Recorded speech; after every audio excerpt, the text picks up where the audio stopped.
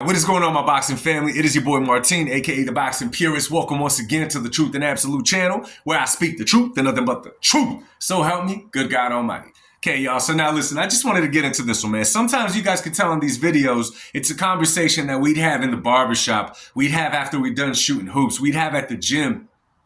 Something that kind of comes up, a topic that gets thrown out there. And this is one of those videos, okay? But I'm going to keep it real with y'all. So I was thinking, right? Again, I put my thinking cap on. And real talk. Now listen closely, man. I'm going to say this. Pay attention.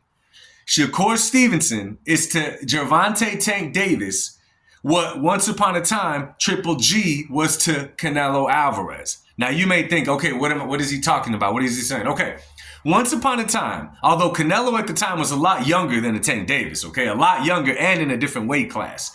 When Canelo was coming up, now I wouldn't say coming up, he was establishing himself somewhat. At 154, there was a boogeyman at 160.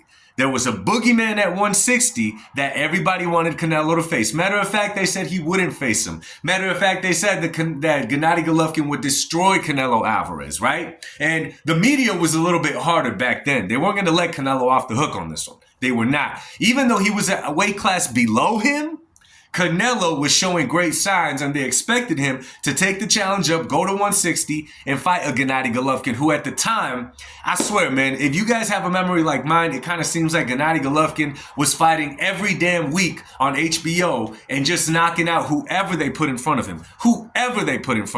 Matthew Macklin, Rubio. I mean, the list goes on and on and on, right? He fought some really good fighters, and more importantly, he stayed busy. Okay, he stayed busy. He wasn't sitting there calling names. No, he just let his fist inside the ring with his little do the talking. All right. Now, guess what? Canelo stepped up to the plate and he fought Triple G. Now, the first fight, I personally believe that Gennady Golovkin won the first fight in a really close fight. Obviously, Canelo, they did the rematch, and I felt like Canelo won the second fight in a really close fight. But what am I trying to say? At the time, Triple G was kind of what a lot of people like to make David Benavidez to Canelo be today. I'm not going to touch on that subject, but in the current day, I would say it'd be Shakur Stevenson that is that guy to Gervonta Tank Davis. Now, again, when Canelo fought Triple G, he must have been 25, maybe 26 at that time, give or take. Okay, he was a young buck still. He was an experienced fighter. He fought a lot of fights in Mexico, so he was a little bit more experienced, right? Nonetheless, he stepped up to the plate, went to 160, and he fought Gennady Golovkin. Okay, now, we got Tank Davis, who's 30 years old now. Now, you look at Tank's age, he's 30 years old, okay? You look at his record, whatever it may be, 30-0, 28 knockouts, whatever, okay? And you might think, man, this dude's been boxing for a minute. This dude's been in the game for a minute. He's already done. He's accomplished. Now, yeah, that interview that he did the other day really sparked what I'm saying right now, okay? Because the double standard in the sport is crazy. So I see Shakur Stevenson as that guy. Now, why do I say that? Shakur Stevenson is at 135, and so is Tank. It's not even like people are saying, Tank, step up to 140 and challenge one of the guys there. No, they're playing it, I'm not going to say easy on Tank, but it's a level playing field because Shakur Stevenson is a 135 fighter, and by the looks of it, he's not planning on going up to 140 anytime soon.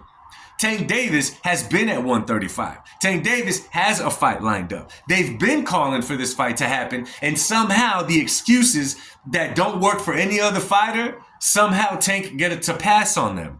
The whole, I'm better than Shakur. He hasn't accomplished anything. I want to retire because I want to do therapy. And then after I do therapy, I'm not going to want to fight anymore. The list goes, I'm already better than all these guys on TV. No one on TV matched me skill-wise. Okay, so we just give them pass and pass and pass and pass. Maybe there's other small YouTube content creators as myself that call this stuff out. But where it should be being called out, everyone is crickets. No one is saying a damn thing. No one is saying anything. So I got y'all, okay? It has nothing to do with liking. I'm just keeping it real. So why aren't the media, everybody else, pressing on Tank to fight a Shakur Stevenson, okay? This is what I don't understand. Why isn't he getting in the ring with him? What good excuse is there? Now, this is a challenge I have for you guys, all right? What good excuse is there for Tank not to be fighting Shakur Stevenson.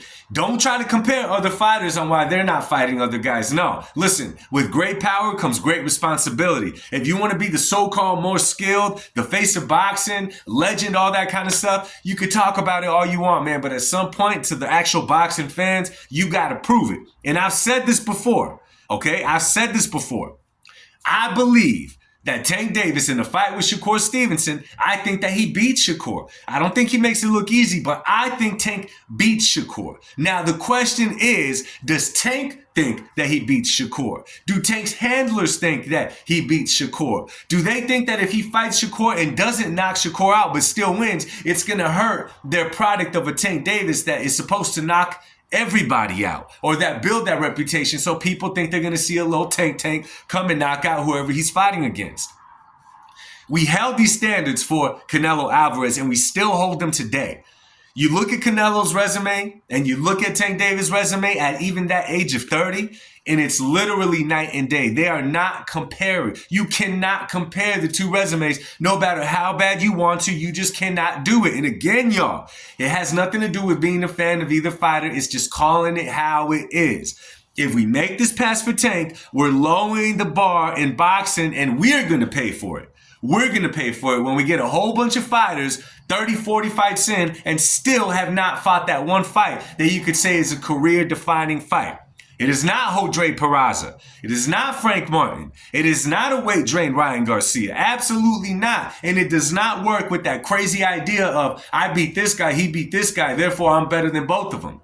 It just does not quite work like that, okay? So I think it's time for Tank Davis to step up to the plate because, listen, that is what fighters do.